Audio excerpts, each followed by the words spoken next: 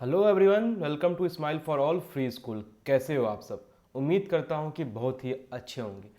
मैं अपने बारे में थोड़ा इंट्रोडक्शन पहले दे देता हूँ। My name is Anmol Kumar and I usually teaches science and maths. आज मैं आप लोगों के लिए चैप्टर 10 एनसीईआरटी, है ना, chapter 2 class 10, sorry chapter 2 class 10 NCERT का साइंस बुक का डिटेल एनालिसिस करने आया हूँ। और ये जो क्लास है वो मे बी 10 to 15 मिनट्स के हो सकते हैं। ओके, और इस क्लास में हम लोग चैप्टर 2 जो हमारा एसिड बेसिस एंड सॉल्ट है वो डिस्कस करेंगे और अच्छे से पढ़ेंगे कि ये चैप्टर में क्या क्या बोलते हैं और क्या क्या एग्जाम पॉइंट ऑफ व्यू से और नॉलेज पॉइंट ऑफ व्यू से इंपॉर्टेंट है आपका। ओके, तो चलिए स्टार्ट करते हैं हमारे वीडियो को। देखिए, एज यू नो कि मैं आप लोगों का बुक से ही कटिंग करके इसे पीपीटी बना के पढ़ाता हूँ। तो ये आपका चैप्टर है, chapter 2 acid basis and salts. तो थोड़ा हम लोग पहले रीडिंग भी करेंगे एंड देन हम लोग फिर पढ़ेंगे और समझेंगे। ओके, तो पहले पढ़ते हैं क्या लिखा हुआ है। Acid basis and salt. बहुत लोगों को कन्फ्यूजन होता होगा भी कि एसिड क्या है, बेसिस क्या है, सॉल्ट्स क्या है। तो ये कन्फ्यूजन आज इस लेक्चर में आपका उम्मीद करता हूँ कि क्लियर हो जाएगा। ओके, देखिए, you have learn in your previous classes that the sour and bitter taste of food are due to acids and bases. देखिए क्या बोल रहा है कि जो हमारा खाना होता है, हम लोग खाना खाते हैं तो उसमें जो सोर टेस्ट, कभी कभी ये वाला सोर टेस्ट होता है तो वो किसके कारण होता है? वो एसिड के कारण होता है। और जो बीटर टेस्ट होता है वो हमारा किसके कारण होता है? बेस के कारण होता है। ओके, तो ये क्वेश्चन पूछ सकता है। Present in them, if someone in the family is suffering from a problem of acidity after overeating, which of the following would you suggest as a remedy? Lemon juice, vinegar और baking soda solution। तो पूछा जा रहा है कि अगर किसी को एसिडिटी होता है तो आप किसको प्रीफर करते हैं? लेमन जूस देना प्रीफर करते हैं, या फिर विनेगर देना प्रीफर करते हैं, या फिर बेकिंग सोडा सॉल्यूशन देना प्रीफर करते हैं? ओके, तो यहाँ पे ये पूछा जा रहा है। उसके बाद हम लोग पढ़ते हैं आगे। Which property did you think of while choosing the remedy? Surely you must have used your knowledge about the ability of acids and bases to nullify each other effects. Recall how we tested sour and bitter substance without testing them. है ना? तो यहाँ पे पूछा जा रहा है कि कौन सा चीज़ आप उस पर्सन को दीजिएगा जो जिसका भी एसिडिटी हो रहा है। तो अब बताइए, याद कीजिए हम लोग क्लास 9 में पढ़े थे न्यूट्रलाइजेशन रिएक्शन। न्यूट्रलाइजेशन रिएक्शन याद है? उसमें क्या होता था, जब एसिड बेस के साथ मिलता था तो क्या बनाता था? Salt and water. यही न्यूट्रलाइजेशन रिएक्शन होता है। और इसी न्यूट्रलाइजेशन रिएक्शन का प्रॉपर्टी को हम लोग यूज करते हैं हमारा पेट का एसिडिटी को ठीक करने के लिए, है ना। हमारा पेट में क्या होता है, क्या होता है बताइए जल्दी से? एसिड होता है HCl। तो ये गड़बड़ा जाता है ना, इसका जो संतुलन होता है वो थोड़ा सा उसमें डगमगा जाता है और हम लोगों को प्रॉब्लम करता है। तो अपन लोग क्या करते हैं, हम लोग क्या करते हैं, बेकिंग सोडा का सॉल्यूशन दे देते हैं। उसमें क्या होता है, उससे उससे क्या होता है, वो न्यूट्रलाइज हो जाता है ना, और सॉल्ट और वाटर बना देता है। क्योंकि ये एसिड है और बेकिंग सोडा एक टाइप का क्या है, बेस का काम करता है ना। तो इससे हम लोग क्या करते हैं, अपने पेट का जो एसिडिटी होता है उसको ठीक करते हैं। ओके, चलिए आगे पढ़ते हैं। You already know that acids are sour in taste that changes the colour of blue litmus to red. हम लोगों को ऑलरेडी पता है कि एसिड क्या होता है, सोर इन टेस्ट होता है, अभी मैंने लिखा। और ये क्या करता है, जो ब्लू लिथमस पेपर होता है, ब्लू लिथमस पेपर उसका कलर किस में बदल देता है? रेड में, है ना, रेड में बदल देता है। Where as base are bitter, base क्या होता है? बिटर होता है, बेस बिटर होता है। और ये क्या करता है, ये रेड लिथमस पेपर को ब्लू में कन्वर्ट कर देता है ना। ओके, नेक्स्ट है litmus is a natural indicator. Litmus जो होता है वो एक नेचुरल इंडिकेटर होता है। और turmeric is another such indicator. Turmeric जो हल्दी होता है हमारा, वो भी एक इंडिकेटर के तौर पे यूज किया जाता है। Have you noticed that the stain of a curry on a white cloth becomes reddish brown when soap which is basic in nature is scrubbed on it. तो यहाँ पे बोल रहा है कि क्या स्टेन ऑफ करी, जो करी वगैरह खाते हैं आप, अगर वाइट कपड़ा में आपका गिर जाता है, वाइट क्लॉथ में गिर जाता है, तो वो क्या होता है, धीरे धीरे उसका कलर क्या होता है? रेडिश ब्राउन हो जाता है, रेडिश ब्राउन हो जाता है, रेडिश ब्राउन। तो ये कैसे होता है, क्यों होता है, कब होता है? जब हम अपन लोग उसमें सोप, जो साबुन होता है वो घसते हैं, उसको स्क्रब करते हैं। क्योंकि सोप जो होता है वो बेसिक इन नेचर होता है ना, इसीलिए वो क्या होता है, रेडिश ब्राउन चेंज हो जाता है रेडिश ब्राउन में।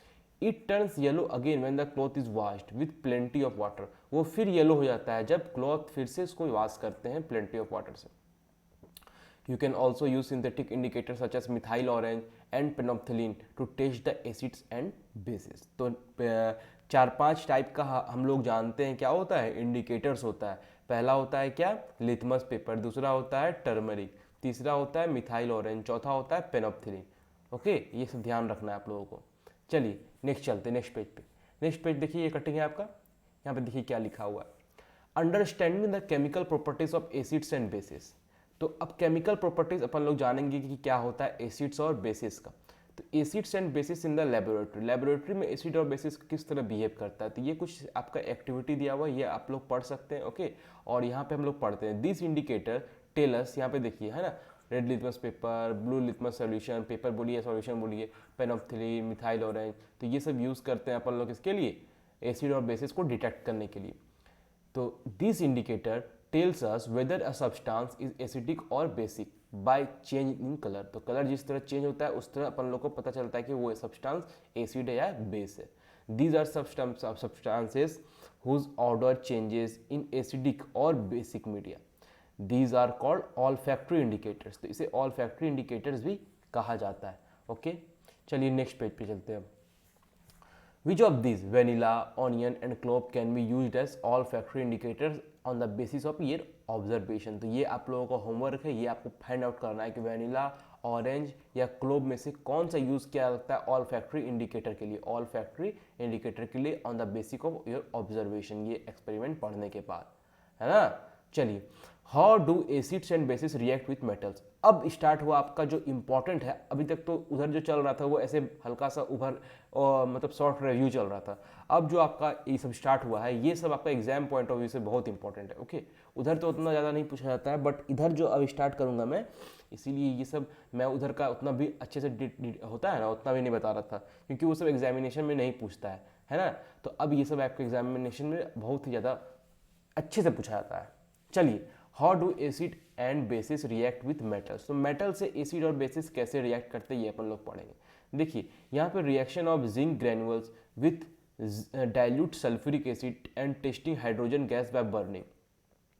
तो एक रिएक्शन यहाँ पे हो रहा है, देखिए यहाँ पे ध्यान से देखिएगा इस फिगर को, क्या हो रहा है यहाँ पे देखिए, ये जो है ये जिंक ग्रेनुअल्स है, मतलब ग्रेनुअल्स दैट मीन्स क्या है कि ये जिंक का टुकड़ा है, ठीक है, जिंक होता है ना मेटल, उसका टुकड़ा है। और इसमें क्या हुआ है, यहाँ पे ये जो पीला पीला देख रहे हैं हल्का हल्का येलो टाइप का, ये डाइल्यूट सल्फ्यूरिक एसिड है, सल्फ्यूरिक एसिड है, समझ रहे हैं। और ये तो टेस्ट ट्यूब है, तो आपको पता है। और उसके बाद ये जब इसमें जिंक ग्रेनुअल डाल दिया जाता है तो इससे हाइड्रोजन गैस निकलने लगता है। ये जब बुलबुला देख रहे हैं, ये हाइड्रोजन गैस है। अभी जानेंगे कि किस तरह रिएक्शन होता है। और ये हाइड्रोजन गैस है, इस छेद से निकल के इस छेद से निकलते निकलते निकलते निकलते निकलते निकलते यहाँ पे ये वाटर में इस तरह होता है और वाटर से निकलने लगता है इस तरह, है ना। तो यहाँ पे अगर अपन लोग क्या करेंगे, एक कैंडल स्टिक ले आएंगे कैंडल, तो ये जो हाइड्रोजन गैस होगा वो पॉप साउंड से बर्न करेगा। देखिए, burning of hydrogen gas with A pop sound, है ना। तो हाइड्रोजन गैस जो होता है वो पॉप साउंड से बर्न करता है, मतलब कि जब से आप हाइड्रोजन गैस के सामने आग लाइएगा तो वो पट पट आवाज करेगा, है ना। तो इसका रिएक्शंस अधिकतर करके एग्जामिनेशन में पूछता है। देखिए रिएक्शन में क्या दिया हुआ है, इसमें रिएक्शंस तो दिया हुआ तो नहीं है, बट मैं फिर भी बता देता हूँ। देखिए यहाँ पे रिएक्शन क्या होता है, कैसे रिएक्शन होता है। जिंक, है ना, जिंक ग्रेनुअल दिया हुआ है और इसमें क्या मिला है अपन लोग, H2SO4। तो जिंक, तो यहाँ पे जब जिंक है और H2SO4 बन रहा है तो ये क्या हो जाएगा, ये इसके साथ मिल जाएगा, तो ZnSO4 प्लस क्या बच गया अपन लोग का, H2, that means H2, hydrogen बच गया तो यही गैस उड़ने लगता है, मतलब जो यहाँ पे निकलने लगता है। तो यही रिएक्शन है जो कि एग्जाम पॉइंट ऑफ से वेरी इंपॉर्टेंट है ना। चलिए नेक्स्ट चलते हैं। अब देखिए यहाँ पे एक शॉर्टकट सा आपको फॉर्मूला दिया हुआ है कि जब कभी भी एसिड और मेटल मिलेगा, एसिड और मेटल को मिलाएंगे, कोई भी मेटल को, तो अधिकतर करके साल्ट और वाटर हाइड्रोजन गैस निकलेगा, दैट मीन्स H2 निकलेगा। एक न्यूट्रलाइजेशन रिएक्शन था हमारा, न्यूट्रलाइजेशन रिएक्शन क्या था, न्यूट्रलाइजेशन रिएक्शन था हमारा जब एसिड और बेस मिलेगा तो सॉल्ट और वाटर बनेगा। बट यहाँ पे देखिए जब एक और दूसरा फॉर्मूला है, जब एसिड और मेटल मिलेगा तब सॉल्ट और हाइड्रोजन गैस बनेगा। ध्यान रखना है आप लोगों को, एग्जाम पॉइंट ऑफ व्यू से वेरी इंपॉर्टेंट है। ओके, देखिए अब यहाँ पे दिया हुआ है कि एक बेस को मिलाया है ना, यहाँ पे NaOH है और यहाँ पे जिंक है, ये एक मेटल है। तो NaOH के साथ जब भी हम लोग जिंक मिलाते हैं तो क्या होता है, Na2ZnO2। ओके, ये इसको कहते हैं सोडियम जिंकेट। क्या कहते हैं, सोडियम जिंकेट। और क्या बनाता है, H2 हाइड्रोजन गैस, यहाँ पे हाइड्रोजन गैस बनाता है। दैट मीन्स कि ये जो प्रॉपर्टी था अपन लोग का या ऊपर वाला एसिड प्लस मेटल वाला, इसमें बेस में भी फॉलो होता है कभी कभी। You find again that hydrogen is formed in this reaction. However, such reactions are not possible with all metals. इसीलिए इसको कॉन्ट्राडिक्टरी के तौर पे दिया गया है कि सच रिएक्शन, जो ये रिएक्शन हो रहा है, ये हर एक मेटल के साथ पॉसिबल नहीं है। बट यहाँ पे जो एसिड वाला था, एसिड के साथ जो मेटल यूज़ किया जा रहा था, वो हर एक मेटल के साथ पॉसिबल था। ओके, आ रहा समझ में? चलिए नेक्स्ट चलते हैं। How do metal carbonates and metal hydrogen carbonates react with acid. तो मेटल कार्बोनेट मतलब क्या हुआ, जिसमें कि CO3 रहे, कार्बोनेट CO3 रहता है ना, 2- रहता है, इसको कहते हैं। और हाइड्रोजन कार्बोनेट मतलब HCO3, hydrogen carbonate HCO3। Okay, तो इसका माइनस हो जाता है, वैलेंसी 1 होता है, सिर्फ 1-। समझ रहे हैं? चलिए अब देखिए, ये एक टेस्ट ट्यूब में करके एक्सपेरिमेंट दिया गया है, passing carbon dioxide gas through calcium hydroxide. Okay, तो देखिए टेस्ट ट्यूब 1 में क्या किया है समझिएगा। यहाँ पे सोडियम कार्बोनेट का ग्रेनुअल्स दे दिया है, थोड़ा थोड़ा छोटा छोटा टुकड़ा, टेस्ट ट्यूब दे दिया है, और डाइल्यूट हाइड्रोक्लोरिक एसिड दे दिया है। तो HCl प्लस सोडियम कार्बोनेट मिलके यहाँ पे थ्रेस्टल पैनल से क्या हो रहा है, इससे जा रहा है क्या, डाइल्यूट हाइड्रोक्लोरिक एसिड। ओके, और यहाँ से कैल्शियम हाइड्रोक्साइड का सॉल्यूशन में पास किया जा रहा है। तो देखिए रिएक्शन, दो टाइप का रिएक्शन हो रहा है। क्या हो रहा है, पहला रिएक्शन Na2CO3 प्लस HCl है ना, gives NaCl plus H2O plus CO2। Okay, ये ध्यान रखना रिएक्शन आपको, ठीक है। और सिमिलरली अगर हम लोग सोडियम हाइड्रोजन कार्बोनेट से करेंगे तो यहाँ पे बस सिर्फ आप NaHCO3 कर दीजिएगा, बाकी सब सेम रहेगा। ओके, और इसमें HCl मिला दीजिए, यहाँ पे NaCl बना दीजिए, यहाँ पे H2O बना दीजिए, यहाँ पे CO2 बना दीजिए, CO2 कार्बन डाइऑक्साइड बनेगा।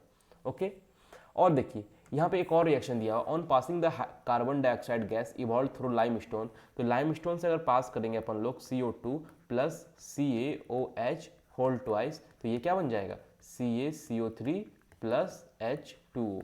ओके, तो ये रिएक्शंस भी आप लोगों को ध्यान रखना है। जब कार्बन डाइऑक्साइड जो निकला यहाँ पे कार्बन डाइऑक्साइड जो निकला, वो कार्बन डाइऑक्साइड को क्या करेंगे हम लोग, क्या करेंगे बताइए जल्दी से, स्लिक्ड लाइम के साथ पास करेंगे तो CaCO3 बनेगा और H2O बन जाएगा, जो कि वाइट PPT होता है। CaCO3 क्या होता है, वाइट PPT, वाइट PPT मतलब ये खुलता नहीं है, जाकर जम जाता है, घुलता नहीं है।